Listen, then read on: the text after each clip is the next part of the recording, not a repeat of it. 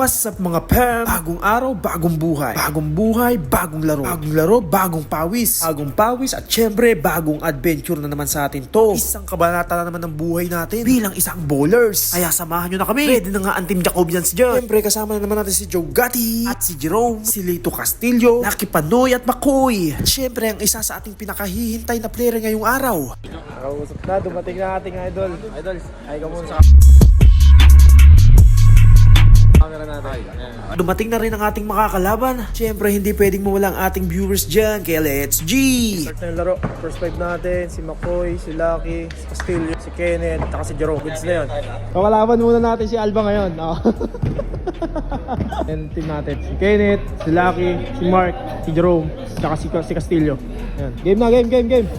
Umpisahan na! Isang malaking adjustment na naman to para kay Kenneth. Layo ng biniyahe niya at galing pa siyang Slovenia tapos ang tagal niya pang walang laro. Anong nakuha niyang bola agad niya to sinalaksak. Doon ko napansin na wala pa talaga siya sa kondisyon. Buti na lang andyan si Castillo, sabay bigay kay Lucky, sabay sa laksak ni Lucky at nauwi to sa isang foul. First possession pa lang sobrang higpit na ng depensa ng kalaban. Umpisa pa lang alam kong hindi na magiging madali ang laban. Sunod-sunod na foul bago mapunta ang bola sa kalaban. Dito nga isinalaksak ni Lucky, sabay pull out kay Jerome. Ayun, isang sampal ng katotohanan.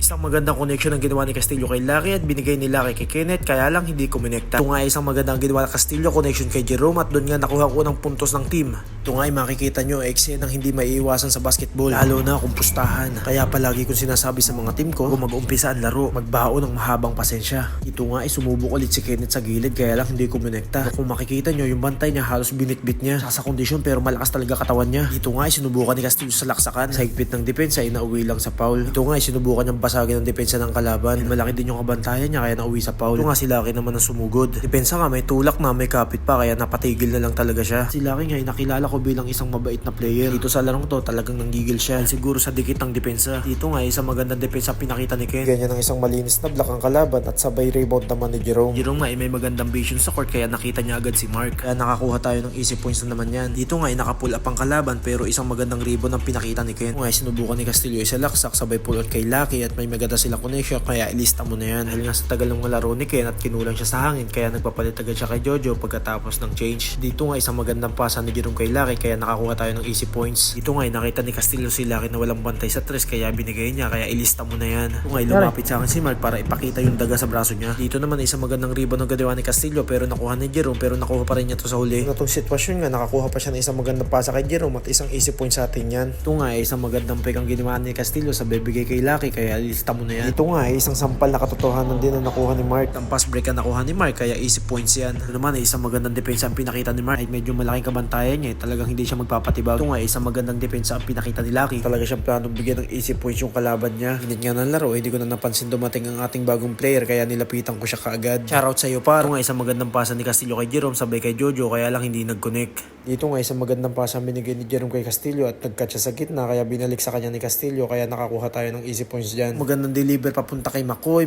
deliver to Lucky at isang pull and jump sa tres kaya easy points sa atin yan. Over sabay sa laksak, bastos ka talagang bata ka. Ito nga kung makikita nyo sobrang dikit ng depensa at susubukan ni Lucky humanap ng mapapasahan at tatry niya pumasok sa gitna sabay pulled out kay Jojo. Jojo isang slide pick at isang pull out jump sa gitna fade away dunk. Ito nga isang magandang depensa ang pinakita ni Lucky at dahilan para sumobla yung tira nila sa tres at sabay rebound ni Castillo. Castillo nagdala ng bola, binigay kay Jojo, pinasok sa gitna, hook shot, bang. Ngayon sinubukan din po ipasok kaya lang hindi kumonekta kaya nauwi sa foul. Ito nga ay makikita kong pinapagpag ni Lucky ang kamay ng kalaban dahil nakakapit na sa kanya. Habang tumatagal mas lalong umihigpit ang depensa nila. Larong labas, asahan mo na. Ito nga isang magandang moves ang ginawa ni Makoy. Dahilan para maiwan ang kanyang bantay. Pinilit siyang habulin kaya hard foul talaga ang nakuha niya. At si Makoy nakilala ko rin bilang isang mabait na player. At dito nga isang magandang pasa ang binigay ni Castillo kay Jerome. At ilang araw lang sila naglalaro halos may connection na sila.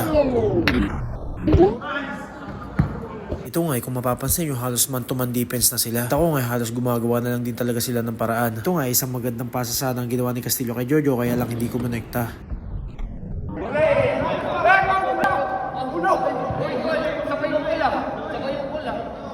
Dito nga, sinubukan ng kalaban bumitaw sa tres dahil sa ganda ng depensa ni Mark hindi pumasok. Ito nga, kahit no match Jojo sa katawan ng kalaban niya, pinipilit pa rin yung depensahan. Talaga yung isa sa pinaka nagustuhan ko sa kanya. Jojo yung tipong player na hindi masyadong umi-score, pero pagdating sa depensa at saka sa rebound, asahan mo na. Ito nga isang magandang depensa ang pinakita ni Jerome, kaya nagresulta ng error ng kalaban. Dito nga isang magandang salaksak ang pinakita ni Castillo, dahilan para makuha natin ang last. Last na nga tayo, mas lalong humigpit pa ang depensa ng kalaban. Man-to-man defense sila, kaya masyadong advantage sa amin. Dahil sa gantong depensa kami sanay. Sa gantong depensa talagang easy na lang din kay Makoy. Gantong depensa talagang lagi naming ibibigay kay Makoy ang bola. Dahil kung mapapansin nyo, sobrang laki ng improvement ni Makoy sa dribbling, sa passing, sa shooting. Ito na yung last possession at ang score namin is last warning at ito ang ginawa ni Makoy.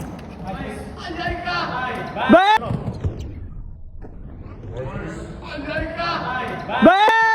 Mark! Mark! Lumapit ka dito!